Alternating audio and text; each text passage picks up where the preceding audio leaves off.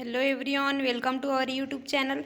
आज मैं आप लोग को बताने वाली हूँ क्लास 10th का चैप्टर नंबर 4 समांतर श्रेणी, जिसमें आज मैं बताने वाली हूँ प्रश्नावली 2 का क्वेश्चन नंबर 1, 2 और 3। इसमें हम लोग को समांतर माध्य ज्ञात करना है। तो आइए आगे देखते हैं समांतर माध्य कैसे ज्ञात करते हैं।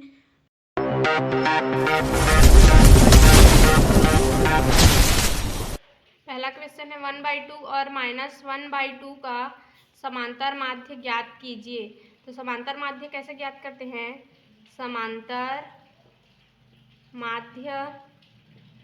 माध्य equal to a plus B पूरे के डिवाइड में 2। इसको दे देते हैं पहला समीकरण। अब यहाँ से a का मान कौन सा हो जाएगा? a इक्वल टू 1/2 और b इक्वल टू -1/2।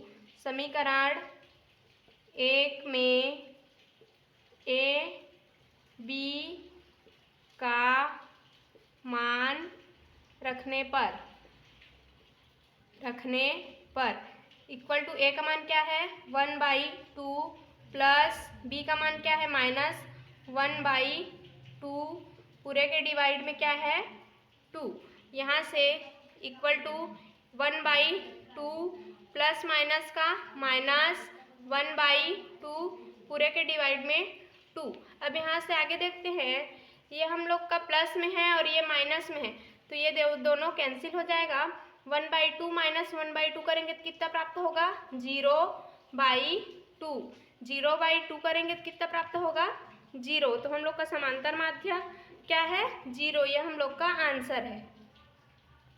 दूसरा क्वेश्चन है हम लोग का x का स्क्वायर प्लस 3xy व y का स्क्वायर माइनस 3xy का समांतर माध्य ज्ञात कीजिए। तो समांतर माध्य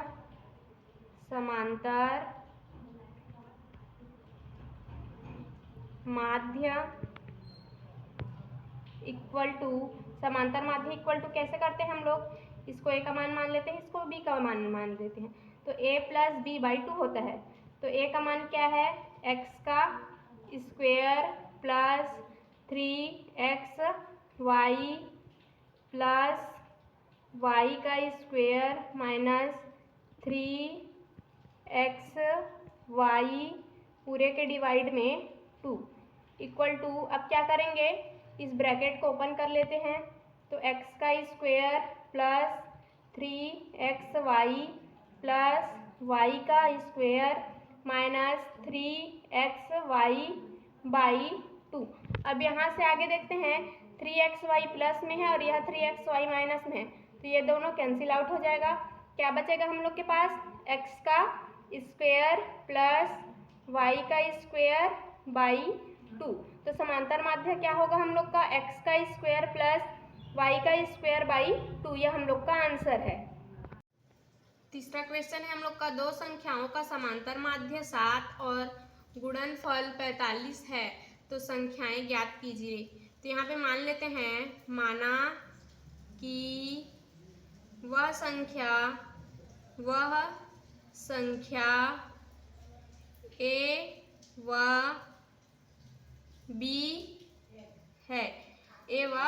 b है और प्रश्न में क्या बोल रहा है? दो संख्याओं का समांतर माध्य 7 है, तो लिख लेते हैं a और b का समांतर माध्य इक्वल टू कितना है? 7 है। तो प्रश्नानुसार अब इसे हम लोग समांतर माध्य कैसे लिखते हैं? a plus b/2 equal to समांतर माध्य का मान कितना है? 7। अब यहाँ से इस 2 को इस साइड पक्षांतर कर देते हैं, a plus b equal to 2 को इधर पक्षांतर करेंगे तो 2 × 7 इक्वल टू कितना प्राप्त होगा? 14। इसको दे देते हैं पहला समीकरण। अब क्या बोला है प्रश्न में? गुणनफल कितना बोला है? 45। तो a व b का गुणनफल इक्वल टू 45। अब यहाँ से इसको लिख लेते हैं a × b इक्वल टू 45। अब इसको दे देते हैं दूसरा समीकरण। अब हम लोग का फॉर्मूला होता है a बी पूरे का whole square equal to a plus B पूरे का होल स्क्वायर माइनस 4ab। अब इस फॉर्मूला में हम लोग का a प्लस बी का मान पता है और a इंटू बी का पता है, तो उसको रखते हैं। तो ये हो जाएगा a माइनस बी पूरे का square equal to a plus b का मान कितना है 14 का स्क्वायर हो गया minus 4 into a into b का मान कितना है 45। अब यहाँ से आगे होगा हम लोग का a माइनस बी पूरे का होल स्क्वायर इक्वल टू 14 का स्क्वायर करेंगे कितना प्राप्त होगा हम लोग को 196 माइनस 4 इंटू 45 करेंगे तो 180। अब यहाँ से हम लोग का a माइनस बी पूरे का whole square equal to 196 minus 180 करेंगे कितना प्राप्त होगा 16। अब यहाँ से a माइनस बी का मान ज्ञात कर लेते हैं। इस रूट को स्क्वायर को इस साइड पक्षांतर करेंगे तो प्लस माइनस का चिन्ह लगेगा और रूट 16 हो जाएगा। अब हम लोग का रूट 16 का मान कितना होता है 4, तो लिख लेते हैं a minus b equal to plus minus 4। इसको दे देते हैं तीसरा समीकरण। अब a minus b equal to जो पॉजिटिव में है प्लस में है उसको ले लेते हैं 4।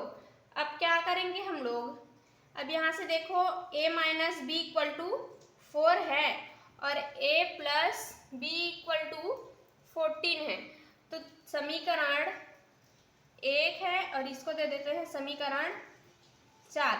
तो समीकरण 1 व 4 को जोड़ने पर लिख लेते हैं समीकरण 1 व 4 को जोड़ने पर समीकरण 1 क्या है हम लोग का a plus b equal to 14, a plus b equal to 14 हो गया। और समीकरण ये हम लोग का समीकरण 1 है। समीकरण 4 क्या है a minus b equal to 4।